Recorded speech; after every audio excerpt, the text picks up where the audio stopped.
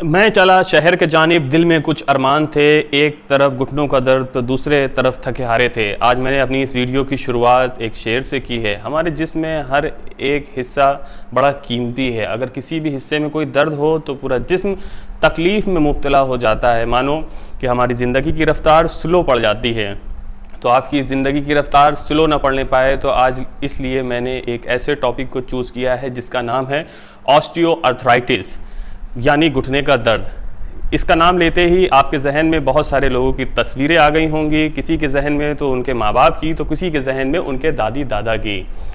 तो आइए हम जानते हैं कि ये क्या होता है, ये कैसे होता है और कैसे इससे बचा जा सके। हमारी कुल आबादी का 20% हिस्सा आर्थराइटिस से जूझ रहा है, जिसमें से 50% हिस्सा 60 साल से ज़्यादा उम्र वालों का है और फीमेल के कंपैरिजन में मेल की हिस्सेदारी 2 गुनी है। अब हम जानते हैं अर्थराइटिस क्या होता है। अर्थराइटिस अगर एक सिंपल लैंग्वेज में बात की जाए तो इन्फ्लामेशन बिटवीन द जॉइंट के बीच में इन्फ्लामेशन हो जाना। इन्फ्लामेशन का क्या मतलब होता है? इन्फ्लामेशन जहां ये 4 वर्ड आकर इकट्ठा हो जाते हैं, ये चारों लक्षण मिलते हैं तो उनको हम वहां पर इन्फ्लामेशन वर्ड का इस्तेमाल करते हैं। पहला वर्ड है पेन, दूसरा वर्ड है स्वेलिंग, तीसरा वर्ड है रेडनेस, चौथा है रेंज ऑफ मोशन रेस्ट्रिक्टेड। अगर ये चारों लक्षण जहाँ पे मिलते हैं तो वहाँ इन्फ्लामेशन वर्ड का इस्तेमाल किया जाता है। तो हमारे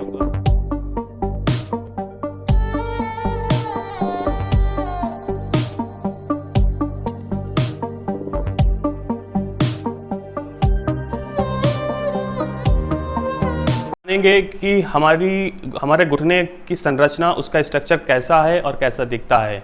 तो ये वीडियो है, इसमें आप वीडियो में देखेंगे ऊपर की एक हड्डी है, नीचे एक हड्डी है, नीचे के साइड में एक छोटी सी हड्डी है। ऊपर वाली हड्डी को हम फीमर कहते हैं, नीचे वाली हड्डी को टिबिया बोलते हैं और उसके ऊपर एक लगा हुआ कटोरी जिसे पटेला बोलते हैं। हमारा घुटना 2 बेस पर काम करता है। पहला होता है जोड़ों के बीच में, यानी हड्डी जहाँ पर ख़त्म हो रही है, एक कार्टिलेज का बना हुआ चिकना स्ट्रक्चर। दूसरा उसके बीच में भरा हुआ साइनोवियल फ्लूइड। ये 2 बेस पे काम करता है। इन दोनों में किसी तरीके की कोई ख़राबी आ जाती है जिसकी वजह से घुटनों में तकलीफ़ चालू हो जाती है। आइए अब हम उन वजहों को जानते हैं जिन जिन वजहों से हमारे घुटने ख़राब होते हैं, हमारी कार्टिलेज ख़राब होती है। सबसे पहला हमारा एज। बढ़ती उम्र के साथ साथ हमारी कार्टिलेज धीरे धीरे घिसती चली जाती है, जिसकी वजह से घुटनों में दर्द चालू होता है, उनके बीच इन्फ्लामेशन पैदा हो जाता है। दूसरा सबसे दिक्कत भरा होता है वो वजह ओवरवेट। जिस शख्स का वेट नॉर्मल से ज़्यादा होता है उनके कार्टिलेज घिस जाने के चांसेस ज़्यादा होते हैं। तीसरी वजह होती है कि किसी तरीके की कोई हिस्ट्री में आपको घुटने की इंजरी हुई हो, जिसकी और इस हद तक हुई हो कि आपके कार्टिलेज को, आपके बोन्स को नुकसान पहुंचा है, तो वो भी एक वजह अर्थराइटिस की बन जाती है। कुछ पैथोलॉजिकल प्रॉब्लम भी होती है, जैसे कि यूरिक एसिड है, डायबिटीज़ है, ये सब प्रॉब्लम भी काज करती है। यूरिक एसिड के बढ़ जाने से यूरिक एसिड किसी भी उम्र में बढ़ सकता है। अगर ये 30-35 साल की उम्र में बढ़ गया तो इसका मतलब ये नहीं कि आपके घुटने को ख़राब नहीं करेगा। ये 30-35 साल की उम्र में हफ्ते 10 दिन के अंदर आपके कार्टिलेज को ख़राब कर देता है। और इसकी ख़राब करने की वजह यह होती है कि यूरिक एसिड जब बढ़ता है तो उस जोड़ों के बीच में, मीन साइनोवियल फ्लूइड में, एक क्रिस्टल नुमा जैसा स्ट्रक्चर, मिश्री के दाने जैसा स्ट्रक्चर बनता है, जिससे कार्टिलेज जल्दी घिस जाती है। डायबिटिक पेशेंट्स में भी चांसेस ज़्यादा होते हैं घुटने ख़राब होने के। ऑस्टियोपोरोसिस भी इसकी एक वजह है, जैसा कि मैंने पिछले वाले वीडियो में आपको बताया था। जिन लोगों को ऑस्टियोपोरोसिस होता है तो उनको भी घुटने ख़राब होने के चांसेस ज़्यादा होते हैं। आइए अब हम जानते हैं साइन और सिम्टम्स में आते हैं। तो शुरुआती दौर में जब अर्थराइटिस की शुरुआत हो रही होती है, मानो कि ये वीडियो में आप देखेंगे कार्टिलेज थोड़ा सा ख़राब हुआ है, तो उन पेशेंट्स में कुछ दिनों तक घुटनों में दर्द शुरुआती दौर में नज़र आता है। और जब ये सेकेंड स्टेज में पहुंच जाता है तो ये घुटने के दर्द के साथ साथ जॉइंट में स्टिफनेस भी चालू हो जाती है।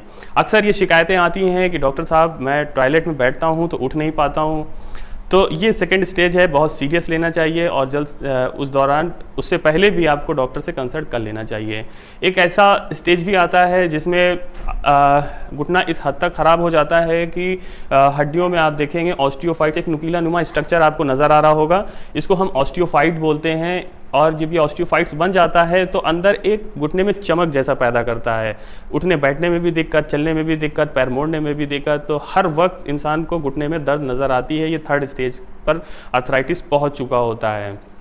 अब हम आते हैं साइन पर। साइन में ये होता है कि डॉक्टर को वहाँ पर घुटने के मीडियल साइड मीन्स घुटने के अंदर की तरफ दर्द नज़र आता है और स्वेलिंग नज़र आती है घुटनों पर। किसी में स्वेलिंग के साथ साथ पीछे थाई में मसल वेस्ट भी नज़र आती है।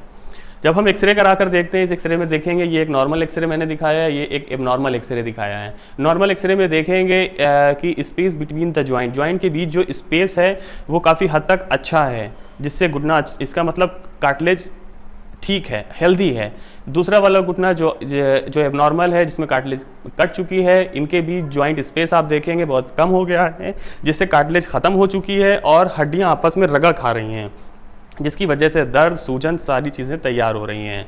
तो ये दोनों एक्सरे को मैंने दिखाया। तो ये बात हो गई साइन और सिम्टम की। अब हम जानते हैं ये कैसे इससे बचा जा सकता है। इसके बचने की सबसे पहला हमें चाहिए होता है, रेगुलर वे में एक्सरसाइज की ज़रूरत होती है। जैसे कि आप नहाते हैं, धोते हैं, ब्रश करते हैं, उसी तरीके से आप अपने जिस्म को थोड़ा सा टाइम दें। ज़रूरी नहीं सिर्फ घुटने की ही एक्सरसाइज करें, पूरे शरीर की एक्सरसाइज करें, जिम ज्वाइन करें, मॉर्निंग वॉक करें, इन चीज़ों को अपनी लाइफ में शामिल रखें। दूसरा, अपने वेट को बढ़ने ना दें। वेट बढ़ता है तो अर्थराइटिस के साथ साथ बहुत सारी दिक्कतें, बहुत सारी बीमारियों की वो जड़ बनता चला जाता है। तो वो डाइट कंट्रोलिंग से या मॉर्निंग वॉक करके उसको आप कंट्रोल करने की पूरी कोशिश करें। तीसरी सबसे बड़ी वजह होती है कि हमारी लाइफस्टाइल। कुछ की लाइफस्टाइल ऐसी होती है कि मानो कि उनको लगातार क्रॉस लेग सिटिंग में बैठना पड़ता है, जैसे कि मैंने फिगर में दिखाया हुआ है।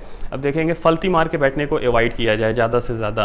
होता क्या है कि अगर हम काफ़ी लंबे समय तक फलती मार के अपने काम को अंजाम दे रहे होते हैं तो चांसेस इस तरीके से, ये एक्सरे मैंने दिखाया हुआ है कि पैर बाहर की तरफ मूव कर जाता है और आर्थराइटिस के चांसेस ज़्यादा हो जाते हैं।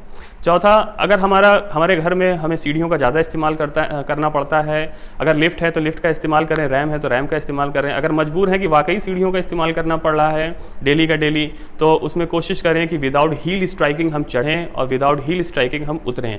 बिना एड़ी को लड़ाए, टच किए, बिना एड़ी को छुलाए ऊपर चढ़ें उतरें।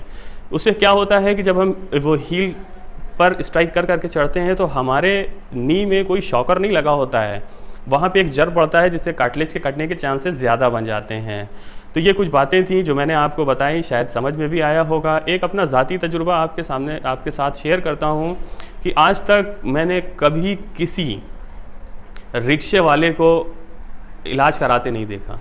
मेरे पास आज तक कोई रिक्शे वाला नहीं आया कि डॉक्टर साहब मुझे घुटने में तकलीफ़ है। तो आप समझ सकते हैं कि हमने वो अपनी लाइफस्टाइल कहाँ पर छोड़ दी है। मैं ये नहीं कह रहा हूँ कि आप रिक्शे चलाएं, मगर ये है कि ध्यान रखें कि किस चीज़ों से हमारा घुटना सेहतमंद रहेगा और हमें काफ़ी लंबा सफ़र ज़िंदगी का तय करना होता है। तो अपनी इस चीज़ों का ध्यान रखें। जिसमें लगी हुई सारी चीज़ें बड़ी कीमती हैं। तो दीजिए मुझे इजाज़त। शायद आपको कुछ समझ में आया होगा। आपके कोई सवाल हो तो आप मुझसे कमेंट बॉक्स में कमेंट कर सकते हैं। आपके सवाल का जवाब जल्द से जल्द दे दिया जाएगा। फिर एक नई वीडियो को लेकर हाजिर होऊंगा आपके सामने। तब तक दीजिए मुझे इजाज़त। ओके, अल्लाह हाफिज़।